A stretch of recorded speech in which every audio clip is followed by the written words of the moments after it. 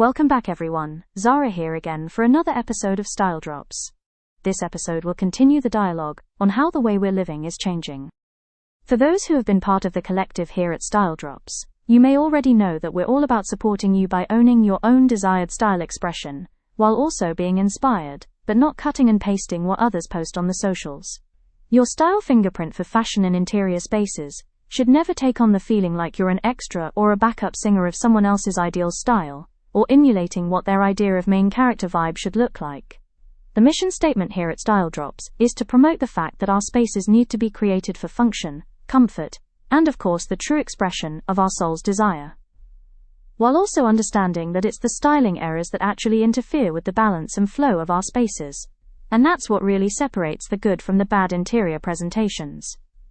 It's not about the fact that you choose a cream sofa. It's all about how you choose to complete the space that holds that sofa. Such as the paint color selected and how it is applied to the walls, or the accents.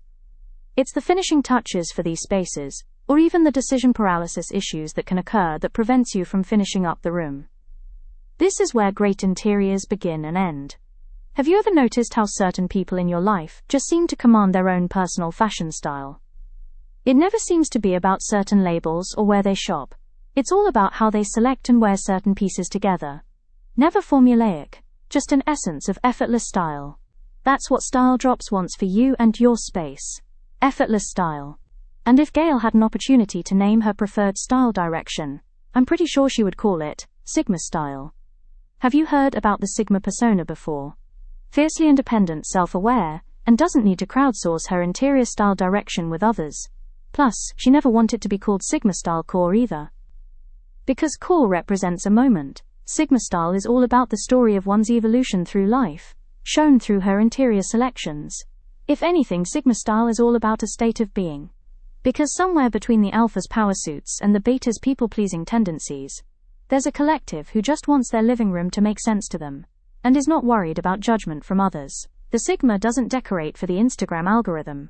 They decorate for Tuesday at 3 p.m. when they're working from home in sweatpants and need their environment to not actively irritate them. The Sigma, female or male, operates outside traditional social hierarchies, which sounds very fancy until you realize it mostly means she'd rather stay home than attend your vision board party. In interior design terms, this translates to spaces that are unapologetically personal. Not as in the live, laugh, love sense, but personal in the fact that, I chose this weird lamp because I like it, and I don't care that it doesn't match what others feel should be the preferred aesthetic. Here's what happens when you don't own your style. You end up with a space that looks forced, bland, lacking any type of vitality of the person who lives there.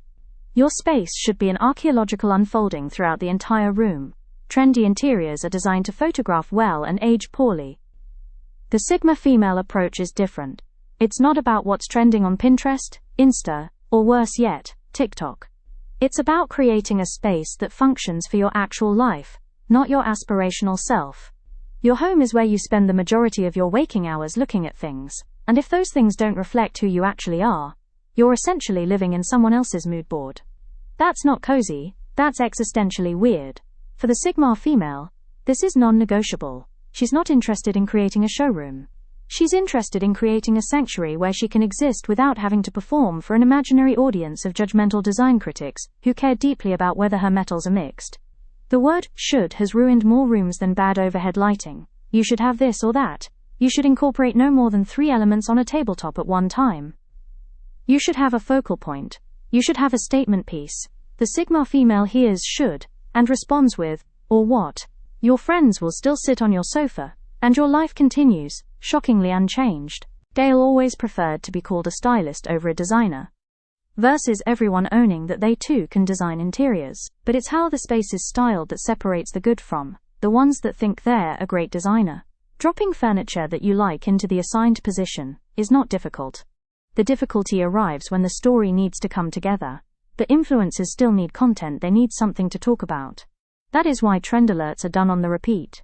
Owning your style means recognizing that most design rules are just suggestions, strong ones, but still just suggestions. We're all taught to survive by shrinking our true thoughts and desires. And we're growing tired of being told what the next hot thing is. Your space is not a psychological war zone of shoulds. We as a collective want comfort, functionality, and of course style. This is honesty. And honesty creates better spaces than aspirational ever could. If you hate overhead lighting, don't install it, just get lamps. This is the reality of design. You're not decorating to impress your mother-in-law, your college roommate who got really into mid-century modern, or the abstract concept of guests who may or may not ever materialize. You're decorating for the person who lives there. That would be you. This doesn't mean your space has to be weird, messy, or even deliberately conformist. It just means it gets to be yours. If you genuinely love farmhouse style, great. If you want everything black and vaguely gothic, also great. If you want your living room to look like a Victorian parlor had a baby with the local Best Buy, you know what? Still great, because it's your space and you have to live in it. The Sigma female understands that seeking approval for your interior choices is like seeking approval for your favorite food. Unnecessary, and kind of missing the point. Decision paralysis in interior design often comes from trying to please too many people, real or imagined.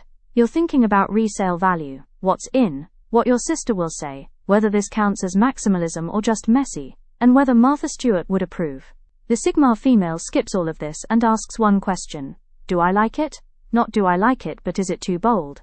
Just, do I like it? This is harder than it sounds because we've been trained to outsource our taste. So then what does a Sigma interior actually look like? Here's the disappointing answer. It looks like whatever they want it to look like. There's no Sigma aesthetic. That's the point. One Sigma persona might live in a minimalist loft with 3 pieces of furniture and a rug. Another might live in a maximalist fever dream with enough books to start a library. Both are correct because both are intentional choices made by someone who knows what works for them. The common thread is ownership and agency of self. It's the confidence to make choices. It's the understanding that your space should serve you, not the other way round. So stop consuming and start creating your spaces. Ultimately, owning your style is about shifting from passive consumption to active creation. You can scroll through interior design content forever, saving pins and bookmarking articles, and gather inspiration, but follow through and complete your vision. Applying balance and flow.